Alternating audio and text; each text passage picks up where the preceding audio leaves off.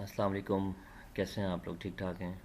So as you know that we already started accounting cycle and we have already done general how to record the business transaction in general ledger and trial balance, and I gave you the assignment as well. So now we are going towards the adjusting entries, and adjusting entries is basically I told you before in the last lecture, if you see, that some of the things are under recorded, some of the things are over recorded, some of the things should be adjusted at the end, some of the things we record at the end because we cannot record at the beginning, like closing stock, like ending inventory, as well as there are so many things remain and not come into the consideration of normal daily routine, and so that we can record in general some of the thing remain in the end. सो कहने का मतलब simply इतना सा है कि कुछ students को problem होती है इंग्लिश में। मैंने जब लाइव लेक्चर लिया था तो स्टूडेंट की आवाज़ मुझे कुछ आई थी कि सर को बोलें उर्दू में, तो मैं उर्दू इंग्लिश दोनों में लेके चलता हूँ, कोशिश करता हूँ कि आपको समझ में आए। बहुत आसान है, इतना मुश्किल नहीं है। एडजस्टिंग एंट्री हम इस वजह से बनाते हैं कि कुछ चीज़ें ऐसी होती हैं जो हम साल के दौरान या महीने के दौरान रिकॉर्ड नहीं कर सकते, वो साल के आखिर में ही और महीने के आखिर में ही और क्वार्टर के आखिर में ही रिकॉर्ड होती हैं। इसी तरह अगर आप समझें इस बात को, दैट हमने मशीन ख़रीदते हैं, अब मशीन इस्तेमाल हो रही है, जब तक अकाउंटिंग साइकिल पूरा एक साल कंप्लीट नहीं होगा या पूरा महीना कंप्लीट नहीं होगा तो हम उसकी डेप्रिसिएशन कैसे निकाल सकते हैं। तो कुछ चीज़ें साल के आखिर में या महीने के आखिर में डिपेंड करता है अकाउंटिंग साइकिल महीने की है या डिपेंड करता है अकाउंटिंग साइकिल साल की है या क्वार्टरली है, इट डिपेंड्स। तो हम यही कर सकते हैं ना कि हम पूरा महीना इस्तेमाल करें उस मशीन को, फिर हम उसको डेप्रिशिएट करें। मैं आपको डिस्कस करूँगा डेप्रिसिएशन क्या होती है उन लोगों के लिए जो जिनके लिए वर्ड बिल्कुल नया है। इसी तरह हमारी एंडिंग इन्वेंट्री है। इन्वेंट्री मैंने पहले डिस्कस किया था, मैं दोबारा डिस्कस कर लेता हूँ।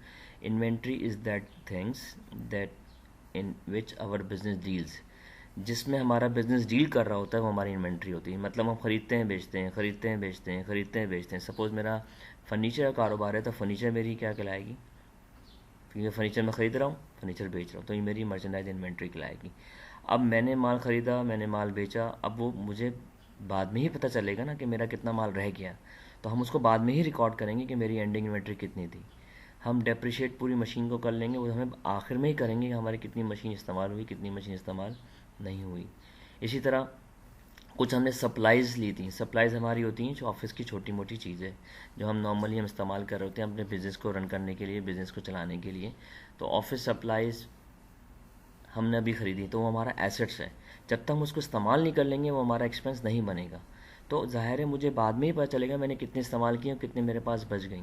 तो इन तमाम एंट्रीज़ को हम बाद में जाके एडजस्ट करते हैं, मतलब उनको रिकॉर्ड करते हैं। हम देखते हैं कि पीछे हमने क्या रिकॉर्ड किया था, अब हमारे पास क्या सूरत हाल है, तो उसको हम क्या कहते हैं, एडजस्टिंग एंट्रीज।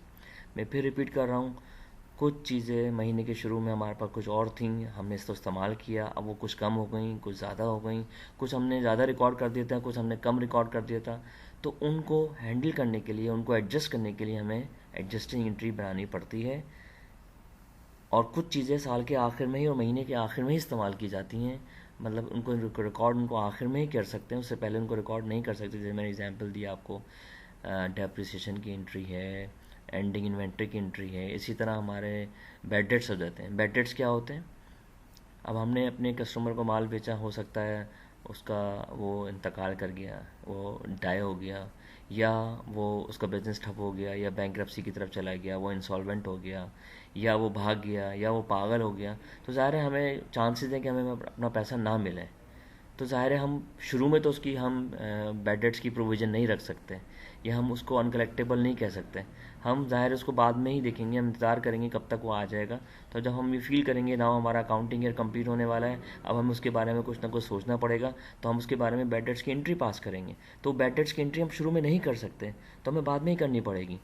तो इसी तरह उन तमाम एंट्रीज़ को हमें जो बाद में करनी पड़ रही हैं, उसी तरह जो चीज़ें चेंज हुई हैं during the month, during the year, during the quarter, इसी तरह कुछ चीज़ें हमने ज़्यादा रिकॉर्ड कर देती हैं, कुछ चीज़ें हमने कम रिकॉर्ड कर, उन सबको हम बाद में जाके सही करते हैं, उसको हम बोलते हैं एडजस्टिंग एंट्री। इसमें प्लीज़ मैं एक सेशन रखूँगा, ऑनलाइन सेशन होगा हमारा वेबएक्स पे, मैं आपको टाइम दे दूँगा, तो आपने उसमें सवाल जवाब कर लेना है कि अगर आपको कोई चीज़ समझ में नहीं आ रही हो ड्यूरिंग द रिकॉर्डिंग। मैं आपको एडवाइस दूंगा कि वो हम लेक्चर जब रखेंगे जब आपने बाकायदा ये रिकॉर्डेड लेक्चर सुन लिया होगा। लेकिन अगर आप टाइम टू टाइम नहीं चलेंगे तो आई एम सॉरी टू से मैं आपके साथ नहीं चल सकता। मैं बहुत कोशिश कर रहा हूँ आप लोग के साथ, शायद किसी को एहसास हो किसी को एहसास ना हो, but this is the last in time. I am telling you have to be serious. During the section of the live, I noticed that some of the students are non-serious. They are focusing on their only attendance. They are focusing that आवाज़ नहीं आ रही, internet का मसला है, इसका मसला है. These are all are your problem, not my problem. So I will see who can go with me. I'll go with them. अगर आप सीरियस नहीं होंगे तो मैं आपको बहुत पीछे छोड़ दूँगा, आप सोच भी नहीं सकते जितना मैं आपका केयर कर रहा हूँ, आपको अंदाज़ा नहीं है. Please you have to cooperate with me. I am telling you. Otherwise you don't have any option. If you have any option you can apply that. I will see you then. Okay, so please you have to be serious. Some of the students हमारी class में हैं, unfortunately हमारी face to face meeting नहीं हो रही, वरना I know how to handle them. लेकिन बहरहाल कुछ स्टूडेंट अच्छे हैं, ज़ाहिर है मुझे उनके लिए एफर्ट्स करनी है, उनके लिए कोशिश करनी है जितनी भी मैं कर सकूँगा. तो ये साइलेंट एडवाइस है उन लोगों के लिए जो सीरियस नहीं है वो सीरियस हो जाएं, क्योंकि अब हमारी असेसमेंट की तरफ जा रहे हैं. हम जो लेक्चर्स जो क्विज़ जो हम असाइनमेंट देंगे वो बाकायदा मार्किंग होगी. अभी तो मैं आपको सिर्फ हैबिचुअल बना रहा था कि आपको आदत पड़ जाए कुछ चीज़ों की, फिर टाइमली एक्शन भी होगा, डेडलाइन भी दी जाएगी, उसको फॉलो भी किया जाएगा. एनीवेज, सो हम मूव कर रहे हैं अपने एडजस्टिंग एंट्रीज़ की तरफ. मैं आपसे स्लाइड शेयर कर रहा हूँ. You can see that this is called accounting cycle adjusting general entries. Prepaid expense आप सबको पता है, मैं दोबारा रिपीट कर देता हूँ. एक्सपेंस की नेचर तो आपको पता है कि एक्सपेंस हमारे जो है वो नॉमिनल नेचर होती है. नॉमिनल का मतलब होता है टेम्परेरी. इसी साल के एक्सपेंस होते हैं, इस साल के एक्सपेंस का ताल्लुक अगले साल से नहीं होता. प्रीपेड का मतलब क्या है? Paid in advance.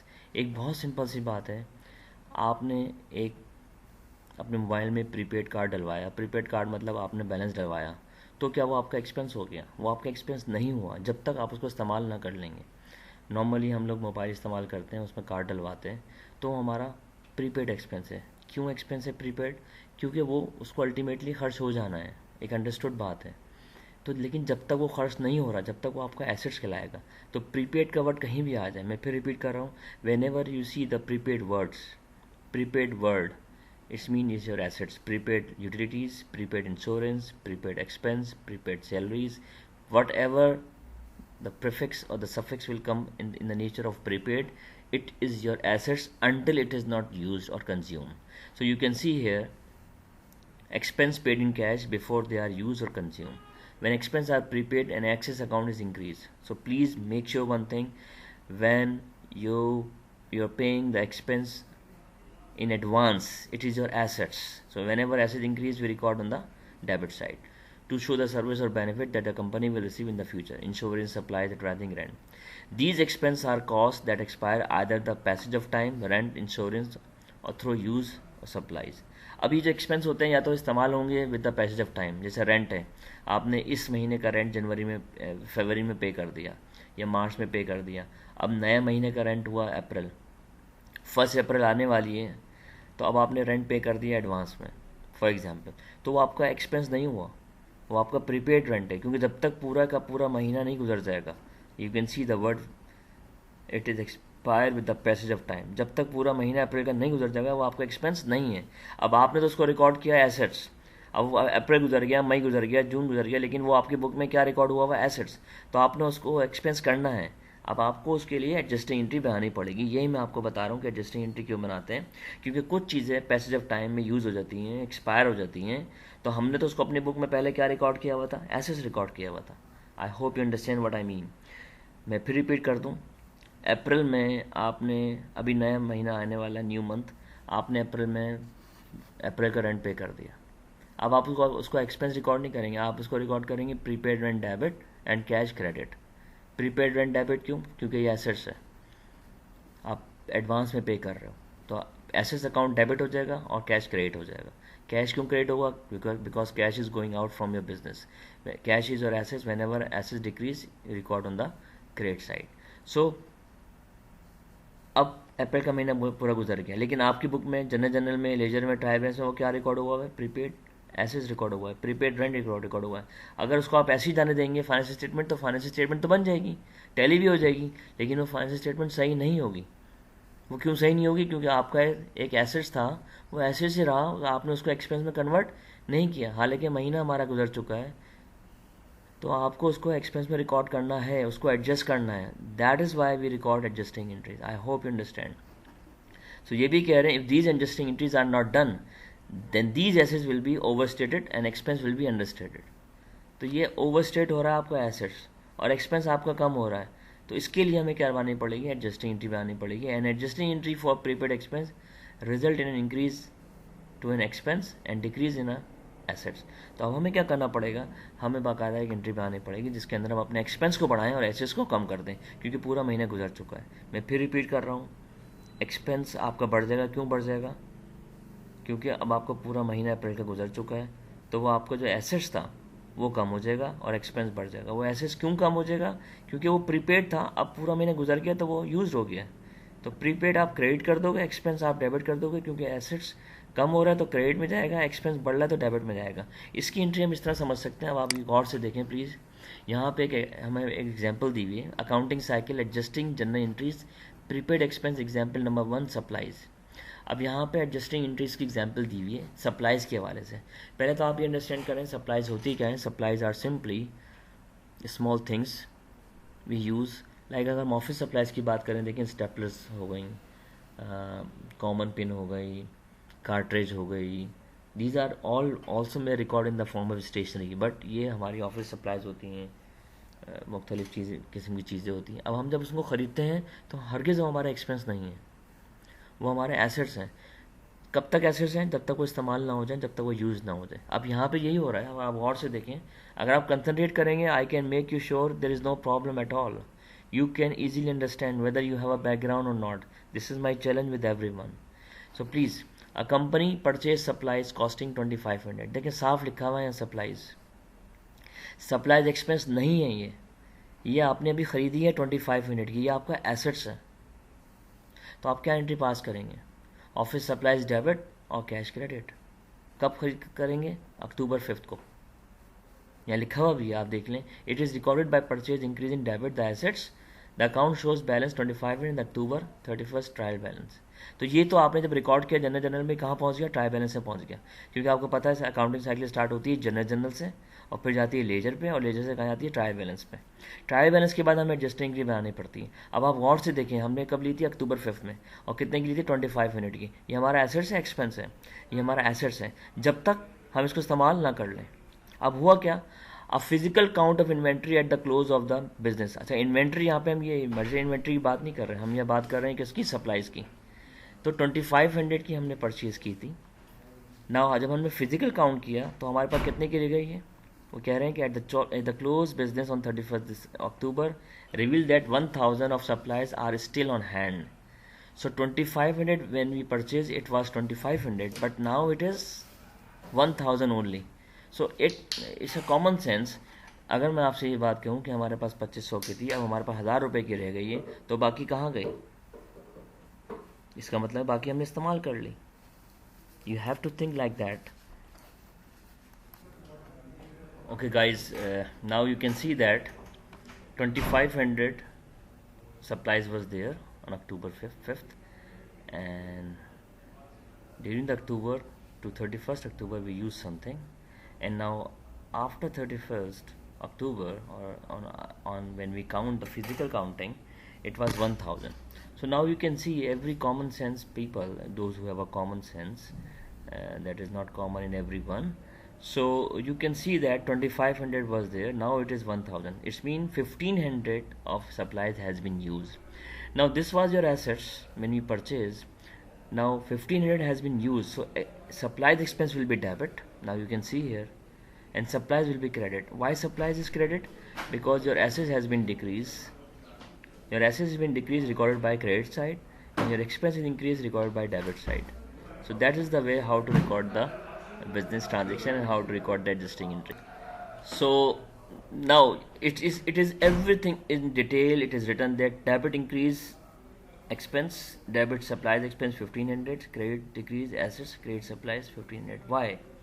Now I has already explained to you that supplies expense has been increased 1500. Why? Because we used the office supplies. When we purchased the office supplies it was 2500. Okay, now we have, when we do the physical counting, it was only 1000. You have 25 rupees and you have one only, or you have 10 rupees only. Now you can see that 15 has been used. Or you can take example like that, 2500 की supplies थी आपके पास, अब 1000 की रह गई हैं, तो बाकी कहाँ चले गई भाई? बाकी कहाँ चली गई? बाकी इस्तेमाल हो गई। when इस्तेमाल हो गई तो हमारा एक्सपेंस इंक्रीज हो जाएगा। Whenever expense increase we record by debit side, and whenever हरे वो एसेट्स थी हमारी यूज हो गई तो एसेट्स कम हो गया, एसेट्स कहाँ जाएगा? क्रेडिट साइड पर। So please, I will keep the online lecture. If you have any problem, you can ask me again. And you are all supposed to be there in the online lecture. Otherwise, you'll be in trouble in terms of attendance, in terms of midterm, in terms of everything. Anyways, now this is the same example. This is the same concept, but the nature of expense is different. That is called insurance. Insurance, as you know, insurance has been used as the passage of time will be there. So now on October 4th, company A paid 600 for 1 year fire insurance policy. 600 for 1 year. 600 for 1 year means 600 divided by 12. We can calculate by per month. It's very simple to understand. 600 रुपये की insurance हमने purchase की है policy, और पूरे साल के लिए। इसका मतलब है 600 को अगर हम 12 से डिवाइड करें तो पर मंथ आ जाएगी। पर मंथ कितनी आएगी? 600 को डिवाइड बाय करें 12 से तो इट विल बी कॉल्ड 50। तो हमने कब ली थी? अक्टूबर 1 को। It is recorded the payment increase prepaid insurance debit और कैश क्रेडिट। Very simple. जब हमने इसकी एंट्री पास की होगी जनरल में, तो हमने क्या एंट्री पास की होगी? प्रीपेड इंश्योरेंस डेबिट, क्योंकि हम एडवांस में पे कर रहे हैं, एडवांस में ख़रीद रहे हैं। इंश्योरेंस हमेशा एडवांस में पे की जाती है। इंश्योरेंस हमेशा एडवांस में हमें पे करनी पड़ती है जब जाके हम कवर्ड होते हैं और हमारा एसेट्स कवर्ड होता है एज अ इंश्योर्ड। मैं फिर रिपीट कर रहा हूँ, 600 रुपये की हमने इंश्योरेंस पॉलिसी ली है और पूरे साल की ली है। $600 की, सॉरी, $600 की इंश्योरेंस पॉलिसी ली है पूरे साल के लिए। तो पर मंथ कितनी होगी? $50 per month.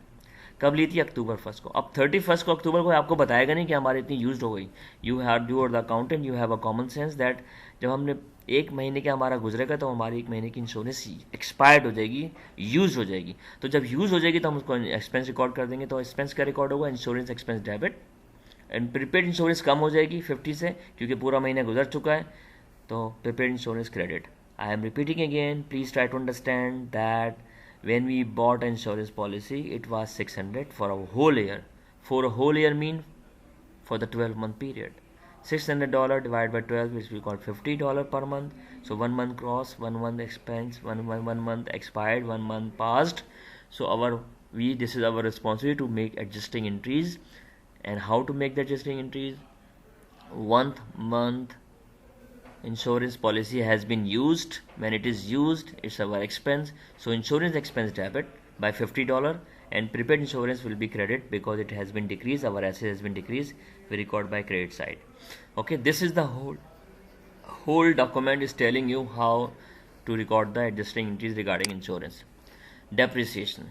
Okay guys, depreciation is a very common concept. Those who know, those who don't know, no problem. Depreciation is basically a systematic allocation of our assets to expense. What happens? There is a principle of that is called matching principle.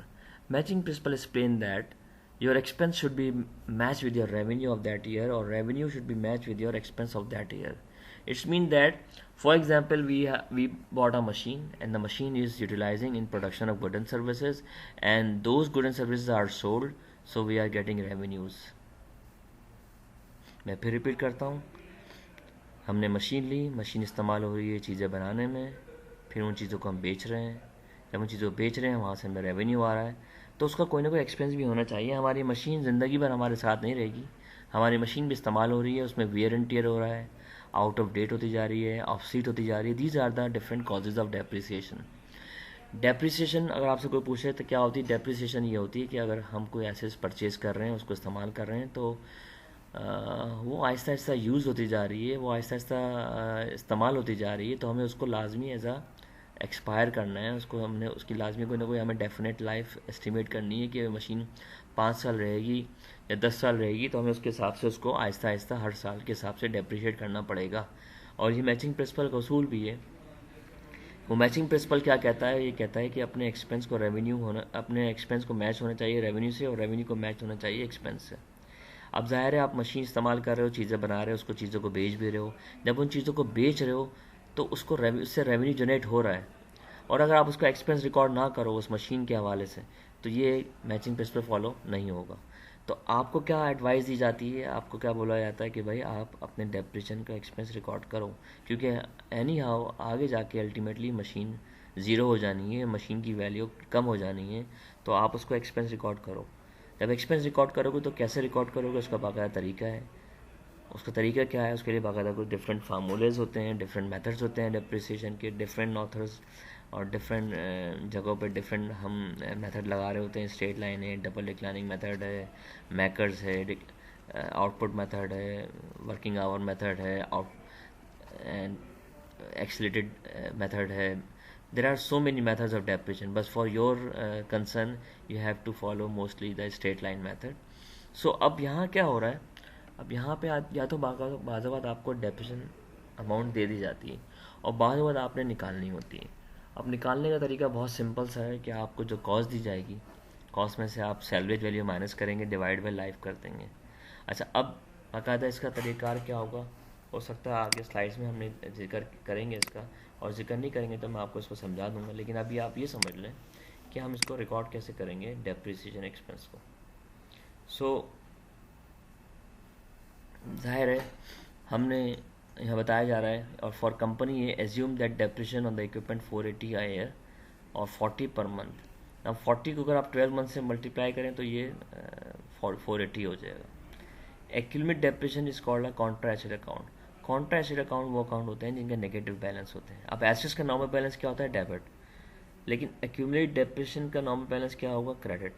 तो Contra asset account वो होते हैं जिनके negative balance होते हैं। Negative balance का मतलब ये होता है कि उनके बैलेंस अगर एसेट्स है, डेबिट होता है, तो और डेप्रिसिएशन का ताल्लुक एसेट से ही है, फिक्स एसेट से है, तो इनको हम क्रेडिट में रिकॉर्ड करते हैं। मतलब इनका जो बैलेंस होता है नेगेटिव होता है। नेगेटिव का मतलब है अगर एसेट्स डेबिट है तो ये हमेशा क्रेडिट होंगे। दैट्स वाई हम इनको कह रहे हैं Contra asset account. So accumulated depreciation equipment account offset the assets account. This account keep track of total amount of depreciation expense taken over the life of the assets. To keep the accounting equation in balance, company A decrease owner's equity by increasing the expense account, that is called depreciation. अब यहाँ पे इन्होंने जो explain किया वो ये explain किया है कि जनाब हम जब अपने एसेट्स को कम करेंगे, क्योंकि हमारा एसेट्स डेप्रिशिएट हो रहा है, तो हमने अपनी इक्विटी को भी कम करना है। ज़ाहिर है दोनों अकाउंटिंग इक्वेशन को बैलेंस रखना है। लेफ्ट हैंड साइड पे एसेट्स होते हैं, राइट हैंड साइड पे इक्विटी होती है। तो जब हम अपनी एक्सपेंस को रिकॉर्ड करेंगे, डेप्रिसिएशन एक्सपेंस को रिकॉर्ड करेंगे, तो हमारी इक्विटी और राइट हैंड साइड कम हो जाएगी। इसी तरह हमने अपने एसेट्स को भी कम करना पड़ेगा।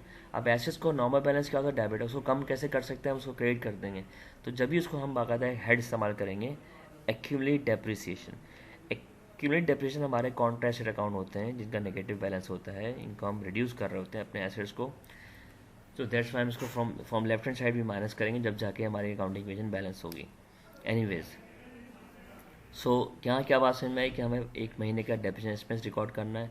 इसकी एंट्री बहुत सिंपल सी है, depreciation expense debit, accumulated depreciation credit. अगर आपसे को पूछता है कि डेप्रिसिएशन क्या होती है, depreciation is simply when we use our fixed assets, we have to allocate some of our assets into expense because our machine is used. And what are the causes of depreciation? Just because of wear and tear, out of dated and obsolete. हमारी machine out of date होती जा रही है, उसकी value कम होती जा रही है, हमारी मशीन में वेयर एंड टेयर हो रही है, चीज़ें हमारी मशीन से या वो चीज़ें जो मशीन हमारी वो ऑब्सलीट होती जा रही है। तो वेयर एंड टीयर की वजह से, पुरानी होने की वजह से, उसकी मार्केट वैल्यू डाउन होने की वजह से हम उसको क्या करते हैं, डेप्रिसिएशन एक्सपेंस रिकॉर्ड करते हैं। और बाकायदा हमें अकाउंटिंग अलाउ करती है कि you have to apply matching principle, you have to record your all expenses what you feel that it will be going to be happen in the future, because machine ज़िंदगी भर हमारे साथ नहीं कि machine Aahista Aahista इस्तेमाल होगी तो उसकी वैल्यू आहिस्ता आहिस्ता कम होती जाएगी। ये बात याद रखिएगा कि जनाब हम इन्फ्लेशनरी अकाउंटिंग को, इन्फ्लेशन को हम टेक इनटू कंसिडर नहीं करते अकाउंटिंग के अंदर, क्योंकि हम फॉलो करते हैं historical cost concept. Historical cost concept क्या होता है कि हमेशा हम फिक्स एसेट्स को उसकी एसेट्स उसकी ओरिजिनल कॉस्ट पर रिकॉर्ड करेंगे जिस कॉस्ट पर हमने उसको एक्वायर किया था। मैं फिर रिपीट कर रहा हूँ, we follow historical cost concept or the cost concept. That principle explain that we record our fixed assets always at the cost we acquire it. हम उसको हमेशा उसकी ओरिजिनल कॉस्ट पे रिकॉर्ड करेंगे जिस कॉस्ट पे हमने उसको एक्वायर किया था। मार्केट वैल्यू कुछ भी चल रही हो हमें उससे मतलब नहीं है, क्योंकि हम अकाउंटिंग कर रहे हैं, हम अकाउंटिंग के प्रिंसिपल को फॉलो करते हैं, कॉन्सेप्ट्स को फॉलो करते हैं। तो अब कुछ लोग कहते हैं सर बिल्डिंग की वैल्यू तो बढ़ती है, बिल्डिंग की वैल्यू बढ़ रही है, उसकी अप्रिसिएशन वैल्यू बढ़ रही है, उसकी मार्केट वैल्यू बढ़ रही है। तो हम इन्फ्लेशन को, हम मार्केट वैल्यू को कंसिडर नहीं करते, हम हिस्टोरिकल कॉस्ट कॉन्सेप्ट को देखते हैं फिक्स एसेट्स के अंदर कि हमने उसको उसकी एक्चुअल कॉस्ट पे कब लिया था। अब लैंड, कुछ लोग बोलते हैं सर प्लॉट की वैल्यू तो बढ़ रही है। प्लॉट का ताल्लुक जो है वो हम उसकी हम लैंड की तो डेप्रिशन निकालते ही नहीं है।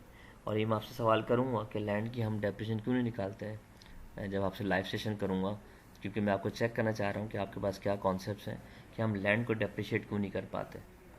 तो please you have to think about this before the live session begin. मैं एडवाइस करूँगा कि आप ये पूरा लेक्चर ले लें ताकि हम जो है वो लाइव सेशन में जितने भी आपके क्वेश्चन आंसर्स हैं और जो फर्दर डिस्कशन है हम उसमें कर सकें। ओके, तो हमने क्या सीखा यहाँ पे कि depreciation expense debit, accumulate depreciation credit. अगर आपको डेप्रिसिएशन एक्सपेंस की अमाउंट नहीं दी हुई तो बाकायदा आपको निकालना पड़ेगा। वो कैसे निकालना पड़ेगा, बहुत सिंपल तरीका है उसका एक फार्मूला है। अगर स्ट्रेट लाइन फॉलो कर रहे हैं, फार्मूला है cost minus salvage value divide by estimated life. Cost आपको गिवन होगी, सैल्वेज वैल्यू वो वैल्यू है जो डेप्रिशिएट नहीं होती है, जो बच जाती है इस्तेमाल होने के बाद, 5 साल के बाद, 6 साल के बाद, उसकी लाइफ के बाद कुछ ना कुछ उसकी वैल्यू बचती है, उसको माइनस कर देते हैं। तो cost minus sale value divide by life दी होगी 5 ईयर्स। फॉर एग्जांपल अगर मैं आपसे शेयर करूँ 10,000 कॉस्ट दी हुई है, 500 सेल वैल्यू दी हुई है, सो 10,000 में से आप 500 माइनस करेंगे, कितना बचेगा 9,500 डिवाइड बाई 5 ईयर्स। तो उसकी पर ईयर की डेप्रिसिएशन आ जाएगी। जब पर ईयर की डेप्रिसिएशन आ जाएगी तो अब आपने क्या करना है, उसको जो भी पर ईयर की है, पर ईयर की अगर आ जाए तो उसको डिवाइड बाई 12 कर लें, पर मंथ की निकल आएगी और आपके पास जो अमाउंट आएगी you can record the depreciation expense entry. Okay, unearned revenue, it's very important concepts. Student always have a confusion about that, but it is very simple. Unearned revenue is that revenue which is not earned. Sometime what happens, our customer and our clients comes to us and paid in advance. I repeat, some of the time our customer comes to us and give money in advance for the services to be provided. हमारा customer आता है, हमें पैसे advance में दे देता है और services अभी हमने नहीं दी हैं, सर्विस हम बाद में देंगे। So guys, this is not our revenue, this is our unearned revenue. Unearned revenue का मतलब क्या है कि ये वो रेवेन्यू है जो हमने अर्न नहीं किया है, तो उसको हम रेवेन्यू रिकॉर्ड नहीं करेंगे। ये अनअर्न्ड रेवेन्यू का मतलब क्या है कि हमने इसको अभी रिकॉर्ड करना है, लेकिन हम ऐसा इन the form of liability record करेंगे। ये हमारा रेवेन्यू नहीं है, क्योंकि हमने सर्विसेज अभी देनी है। Okay, as per the slide is concern, payment for sales revenue receive before the goods और services has been provided. As you know that you receive the payment but you did not provide the good and services. So it's opposite of prepaid expense. Yes, that in prepaid expense you paid in advance, but you receive the services in the future. Over here you receive the amount, but you will provide the services or goods in the future. So unearned revenue in the book, ledger of one company will be prepaid expense in the book, ledger of the other company which we have made advance payment. Anyways, when a company receive payment for services to be performed in a future accounting period, it increase credit in the liability. Why we are recording the liability? I just told you that when you receive a payment in advance, जब आपको पैसे पहले मिल चुके हैं, किसके, कोई service आपने provide करनी है फ्यूचर में, अभी आपने गुड्स प्रोवाइड करनी है 2 दिन बाद, 3 दिन बाद, 1 हफ्ते बाद, 1 महीने बाद, इसी तरह आपने सर्विस देनी है 1 महीने बाद, लेकिन आपको पैसे पहले आ गए, तो आप उसको अपना रेवेन्यू रिकॉर्ड नहीं करोगे, बल्कि उसको आप अपना अनर्न रेवेन्यू रिकॉर्ड करोगे. So what you have to record? You have to record cash debit and unearned revenue credit. Unearned revenue is not the revenue, it's a liability. Liability, why it is liability? This liability is not we have to pay to anybody.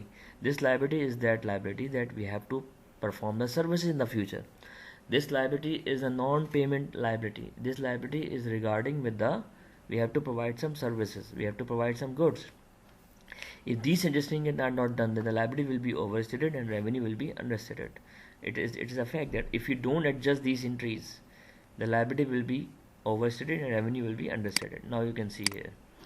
It's very good example here.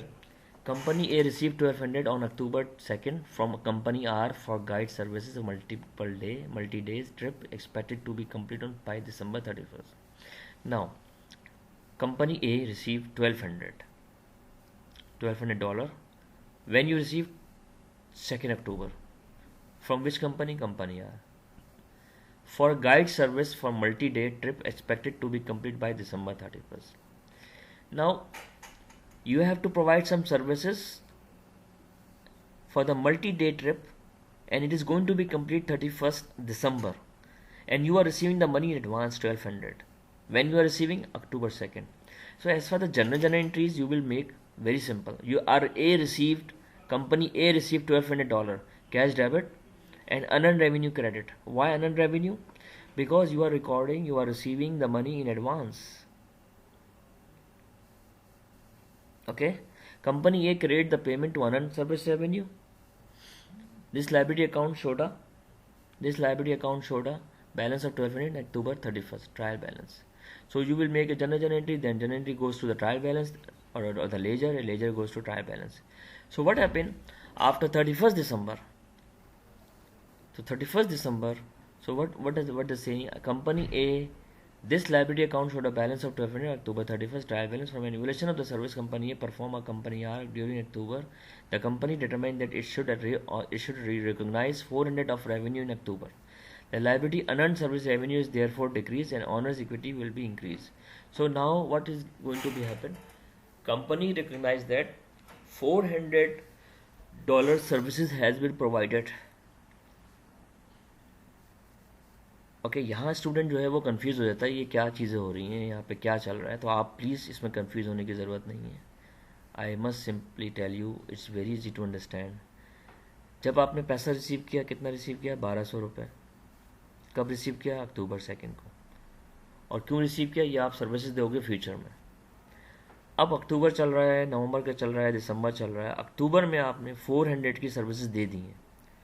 So I repeat, you have provided $400 services in October. So what you have recorded? Unearned revenue. When you provided the goods and services, it become your revenue. So what you have to do? When you are sure that an accountant is informed that 400 goods and services, $400 services has been provided, now it has become your revenue. And because when you provide the services, it become your revenue. So whenever you record your revenue, you record your revenue on the credit side, and unearned will be debit, because unearned what is your liability. So first you make the entry when you receive the advance payment, cash debit, unearned revenue credit by 1200. But after 1 month complete, you have provided the $400 services. When you have provided the services, it become your revenue. Now unearned liability अब क्या हो जाएगी? Debit हो जाएगी, क्योंकि आपने service provide कर दी है $400 से. और रेवेन्यू क्या हो जाएगा? क्रेडिट हो जाएगा, क्योंकि आपने 400 रुपये की सर्विसेज ले ली. सो फिर मैं रिपीट कर दूं, आपने जब पैसे रिसीव किए एडवांस में अपने कस्टमर से, अपने क्लाइंट से, it was 1200. What you made the entry? Cash debit, unearned revenue credit. ये बात तो कंप्लीट हो गई. अब जब महीना गुजरा, आपको बताया गया, अकाउंटेंट को बताया गया कि हमने $400 की सर्विस दे दी है. जब सर्विस दे दी है, आपका रेवेन्यू हो गया. जब रेवेन्यू हो गया तो आपको रेवेन्यू की एंट्री रिकॉर्ड करोगे. रेवेन्यू की एंट्री कैसे रिकॉर्ड करोगे? Very simple. आपको पता है रेवेन्यू जब भी इंक्रीज होता है कहाँ रिकॉर्ड करते हैं? क्रेडिट में. So 400 out of 1200 you will record 400 your revenue has been earned. So revenue will be credit, and unearned, that was your liability. Now liability has been decreased. So whenever liability has been decreased, you have to record on the debit side. So unearned will be debit and revenue will be credit. If you don't understand by listening the video, please you have to hand your pen and pencil and you have to record what I am saying. You can do once again. I can tell you, it's very simple. जब आप किसी customer से when you receive the money from your customer in advance, so you will make an entry cash debit, unearned revenue credit. एक महीना गुजरा, when you provide the services, it has become your revenue. So unearned, you posted on the credit side, you will make it debit by 400 and revenue will be credited by 400 because now you have earned your revenue. Okay, so what I am telling to you, please listen carefully again. So unearned will be debit and service revenue will be credited by 400 because $400 services has been provided. Make sure one thing, when you feel that, when you observe that, when you feel that and you sure that you have provided the services, record your revenue. A revenue always record on the credit side when it is increased, and your liability will be decreased because that amount of liability you have provided in the form of services or goods sold. Now accrued revenue is different from unearned revenue. Accrued revenue is the opposite of unearned revenue.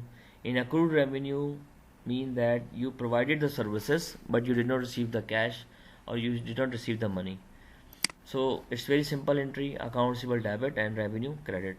In it's going on what company A performed guide service worth 200 that were not billed to the client.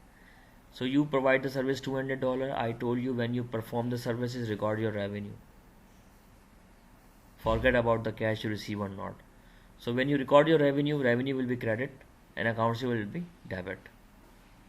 So account receivable debit and revenue will be credit. So what's going on in this? It's the opposite of unearned. In unearned, you did not provide the services but you received the cash. And accrued, you provided the services but you did not receive the cash. So I told you that when you provided the services, record your revenue. Revenue record always on the credit side, and you will receive the money in the future. So account receivable will be debit. Okay. So what's going on? A company A perform guide services worth $200 that were not billed to the client. You do not bill to the client. How the client can give you the money? The accrual of unrecorded service revenue increase in assets account receivable debit. It also increased the owner's equity by increasing the revenue account. So what is going to be happen? I explain again. I try to explain again. It's not a big deal. You provided the services. Make sure one thing. This word is enough to tell you, to understand you, to make you understand that perform. Perform mean you have provided the services. When you feel that you provide the services, record your revenue 200. But you did not receive the money. So you will receive the money in the future. So what we write in the debit side? Account receivable. So this is called the concept accrued revenue. Accrued expense is also that expense as also the same concept.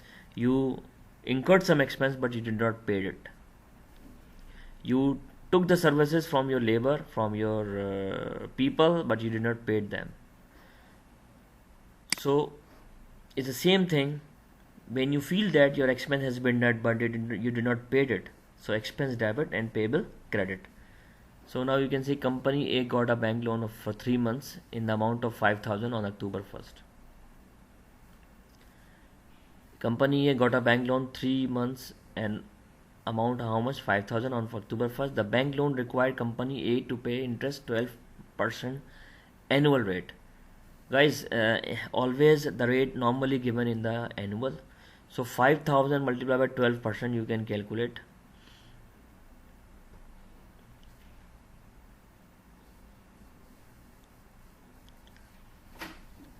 So amount of interest recorded in the determined 3/3 factor, face value, interest rate and length of time. For company A, the total interest due on 5,000 bank loan at its maturity 3 months in the future of 15. Now they are saying that we are going to pay quarterly.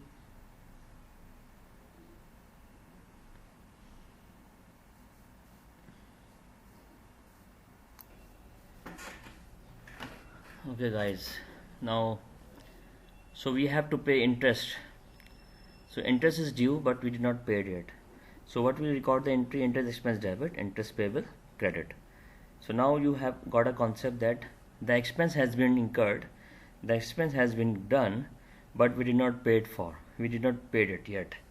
So in this situation, what is going to happen that, so first of all, we will see the face value 5000 multiplied by 12% multiplied by 3 divided by 12, or we can say that whatever the interest will come, 5000 multiplied by 12%, and 12% you can calculate with the help of per month, that will be called 50.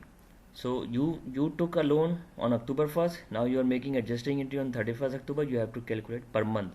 And how to calculate per month interest expense? 5000 multiplied by 12%, this will give you the whole year divided by 12, that will be called per month. So interest expense debit, interest payable credit, whatever the amount will come, that is called $50. So this is the adjusting entry of accrued expense. Accrued expense means the expense has been incurred but we did not pay it yet. Now salaries payable, same entry we have to make like that. We have took the services from our employee, so our salary expense has been done but we did not pay it yet. So what we record the entry: salaries expense debit, salaries payable credit. So same like that, you can go through the whole the detail. What I'm saying, listen carefully. Services we have taken from our employees but we did not pay it yet. So when we have taken the services, it's our expense. We have to pay to them the salaries. हमें उनको salaries pay करनी हैं, हमने अभी तक पे नहीं की हैं, तो हमारा तो एक्सपेंस हो गया ना. तो हम क्या एंट्री पास करेंगे? Salaries expense debit, salaries payable credit. जितने भी एक्रूड एक्सपेंसेस हैं उनकी एंट्री इस तरह बनती है, वो एक्सपेंस डेबिट और dash expense debit dash payable credit. मतलब ये कि वो एक्सपेंस को हम डेबिट कर देंगे जो भी हमारा एक्रूड एक्सपेंस होगा, और उसी एक्सपेंस के पेबल को हम क्या कर देंगे? क्रेडिट कर देंगे. So these are the entries we record of the accrued expense. Please, if you have any question, you have to ask me in the live session, and we will keep in conduct in the webinar. Now this is also the summary transaction. Prepaid expense, अगर हम इनको record नहीं करेंगे तो हमारे assets overstate हो जाएंगे और एक्सपेंस अंडरस्टेट हो जाएंगे. तो हमें क्या करना पड़ेगा? एक्सपेंस डेबिट करना पड़ेगा, एसेट्स क्रेडिट करना पड़ेगा.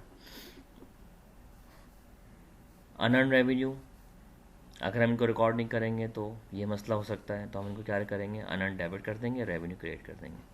अक्रूड रेवेन्यू, अगर हम इनको रिकॉर्ड नहीं करेंगे तो एसेट्स अंडरस्टेट हो जाएंगे, रेवेन्यू अंडरस्टेट हो जाएंगे.